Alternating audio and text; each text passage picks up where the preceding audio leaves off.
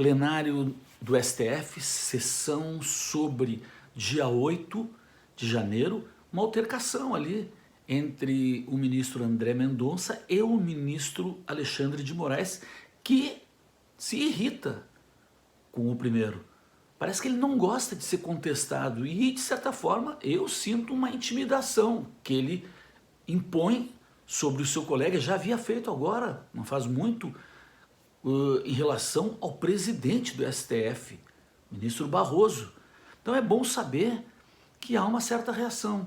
Ministro André Mendonça não segurou essa onda não, e manteve a sua opinião e enfrentou o ministro Alexandre de Moraes. Bom saber que existe uma contestação dentro do STF.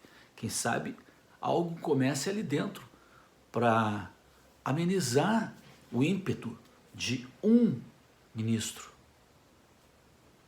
É importante, sob a minha ótica, também lembrar o seguinte: um golpe de Estado, ele demanda atos não só de destituição do poder, mas do estabelecimento de uma nova ordem jurídica e institucional.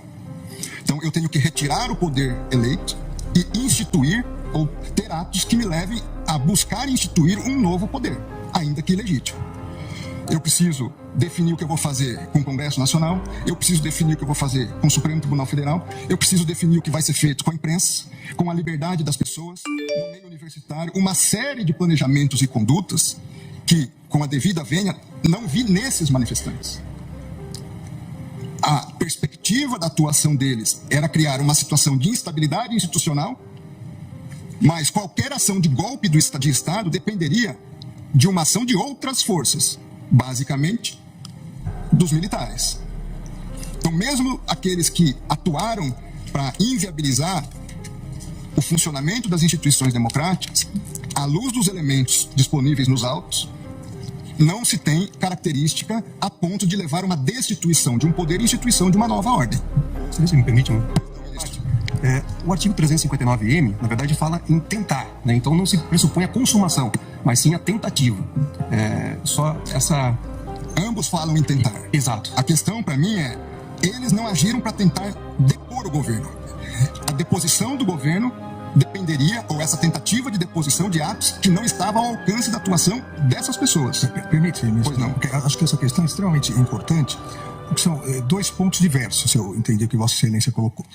Ao dizer que eles não, ao alcance deles, não estavam instrumentos possíveis para o golpe de Estado, então aí seria o caso de absolvição. Que eu também justifico como uma tentativa indolora. Essas pessoas... Exato. Então, aí seria a absolvição. Uma outra questão que eu acho que é mais importante do ponto de vista até para fixação de jurisprudência da Corte é a absorção ou não. O princípio da concussão. E por que isso? Me parece que são dois crimes, como disse, absolutamente autônomos. Até porque o ânimos é diverso. E eu dou dois exemplos, um histórico. O golpe de 64... O golpe de 64, vamos dizer que não tivesse dado certo. Mas qual foi o golpe militar de 64? Trocar o presidente da República, João Goulart.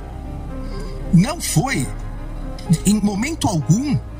Não foi em momento algum tentar mexer com a estrutura dos outros poderes, até porque, lamentavelmente, os demais poderes aderiram.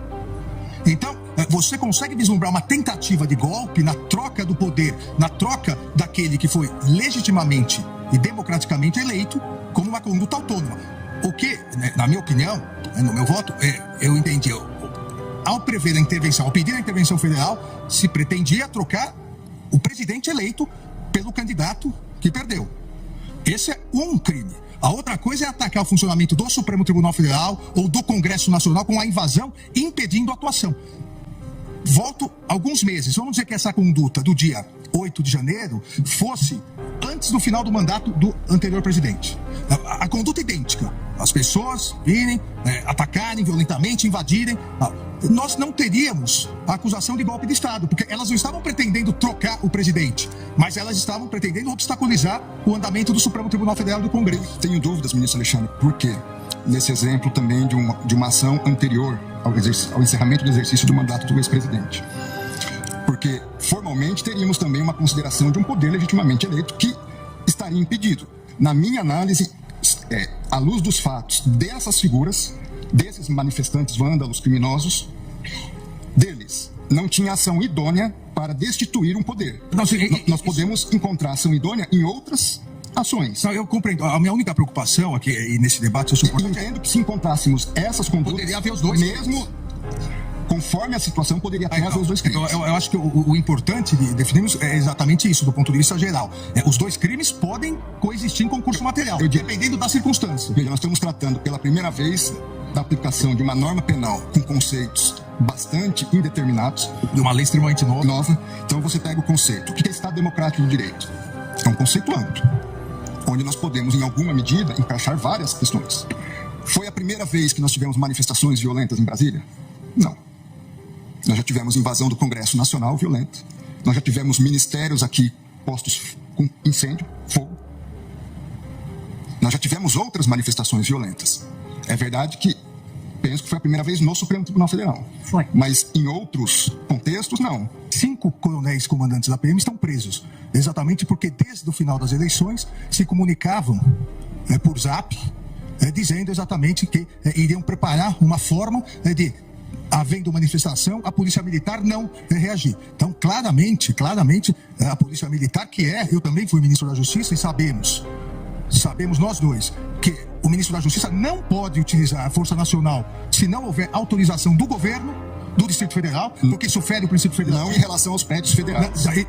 Mas não em relação à Praça dos Três Poderes. Mas em relação às edificações federais, ele pode e deve. Com todo respeito, Vossa Excelência, querer falar que a culpa do 8 de janeiro foi do ministro da Justiça. Vossa Excelência que está dizendo isso. É um absurdo. Vossa Excelência que está dizendo isso. 5 comandantes estão presos. Muito embora, eu queria, e o Brasil quer ver esses vídeos do Ministério. Quando o ex-ministro da Justiça, que sucedeu Vossa Excelência, fugiu para os Estados Unidos, eu sou advogado de ninguém e jogou o celular dele no lixo. Eu não sou advogado e foi preso. ninguém. E agora Vossa Excelência, Vossa Excelência vem no plenário do Supremo Tribunal Federal, que foi destruído, para dizer que houve uma conspiração do governo contra o próprio governo. Tem a dó. Não coloque palavras na minha boca.